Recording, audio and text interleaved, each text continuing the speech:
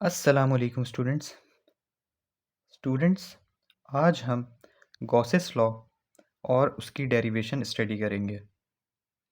तो आइए without wasting any time हम स्टार्ट करते हैं। गॉसेस लॉ का स्टेटमेंट आपको पता है क्या होता है? The total outward flux flux को हम हमेशा फाई से डिनोट करते हैं।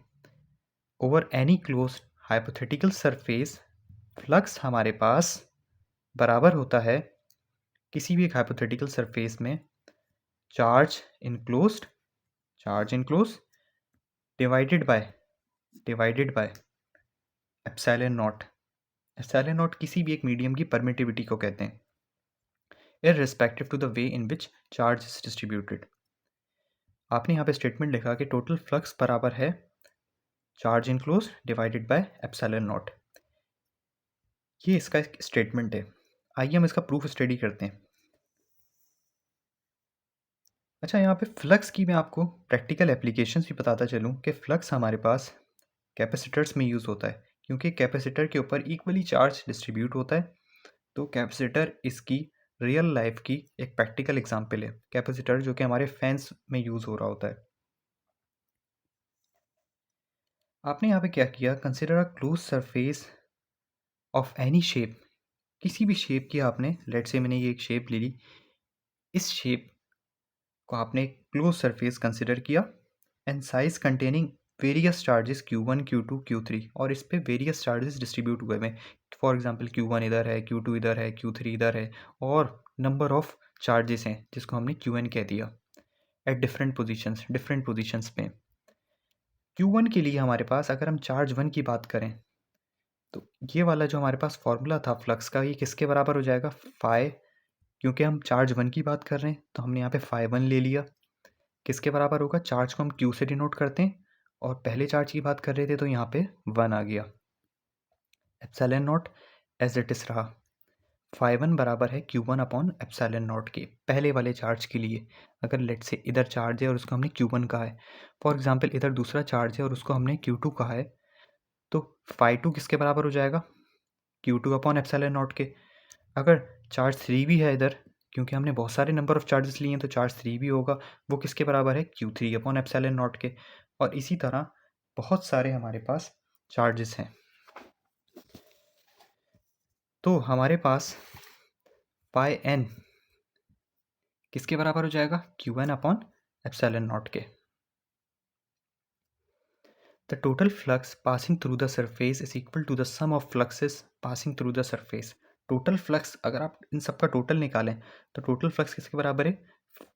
Phi 1 plus phi 2 plus phi 3, और जितने भी आपके पास हैं। फॉर एग्जांपल आपने 1000 ले लिए हैं तो यहाँ पे n की जगह 1000 आ जाएगा।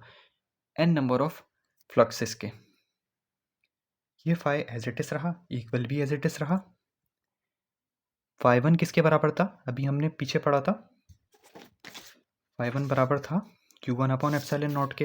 तो आपने फाई 1 की जगह Q1 अपॉन एप्सिलॉन नॉट लिख दिया। फाई 2 किसके बराबर था? फाई 2 बराबर था Q2 अपॉन एप्सिलॉन नॉट के। तो फाई 2 की जगह पे आपने लिख दिया Q2 अपॉन एप्सिलॉन नॉट। इसी तरह फाई 3 आपके पास बराबर था Q3 अपॉन एप्सिलॉन नॉट के। तो फाई 3 की जगह पे आपने Q3 अपॉन एप्सिलॉन नॉट लिख दिया। और फाई n आपके पास बराबर था Qn अपॉन एप्सिलॉन नॉट के। फाई यानी flux, total flux as it is रहा। अब आप एक चीज़ देख सकते हैं कि एप्सिलॉन नॉट इधर भी आ रहा है, इधर भी आ रहा है, इधर भी आ रहा है, और इधर भी आ रहा है। ये सेम है सब जगह पे, तो आपने इसको कॉमन निकाल लिया नीचे से। क्योंकि नीचे था तो आपने इसको भी यहाँ पे डिवाइड के नीचे ही लिखा। और Q1 इधर से आपने जब एप्सिलॉन नॉट कॉमन निकाल लिया तो ऊपर क्या बचा आपके पास? Q1 रह गया। इधर से क्या बचा? प्लस का प्लस एज इट इज आ गया। इधर क्या रह गया? ये तो आप बाहर निकाल चुके हैं, ये रहा। तो इधर आपके पास Q2 आ गया, इधर Q2 बचा, एप्सिलॉन नॉट बाहर जा चुका है तो इधर Q3 बचा, एप्सिलॉन नॉट बाहर जा चुका है तो इधर Qn बच गया। इन सब को आप क्या कह सकते हैं कि हमारे पास टोटल चार्ज है। Charge 1 plus charge 2 plus charge 3, और n नंबर ऑफ चार्जेस किसके बराबर हैं? टोटल चार्ज के बराबर हैं। तो ये हमने वही, हमारा जो स्टेटमेंट था इसी को ओबे कर रहा है। स्टेटमेंट में भी हमने यही पढ़ा था कि टोटल फ्लक्स बराबर होता है 1 अपॉन एप्सिलॉन नॉट और टोटल चार्जेस इनक्लोज के। तो आप एक्सपेरिमेंटली आप यहाँ पे एक स्टेटमेंट लिख सकते हैं, इसका कंक्लूजन लिख सकते हैं कि thus it is found that the flux passing through a close surface depends upon the amount of charge enclose. Amount of charge enclose कहाँ गया भाई, ये रहा अमाउंट ऑफ चार्ज इनक्लोज। और इस पर डायरेक्टली का वर्ड यहाँ पे क्यों आ रहा है? जब भी कोई चीज़ ऊपर होती है तो इसका मतलब वो डायरेक्टली प्रोपोर्शनल है। तो अमाउंट ऑफ चार्ज तो डायरेक्टली प्रोपोर्शनल था, इसलिए इसके आगे डायरेक्टली लिखा क्योंकि ये ऊपर आ रही थी।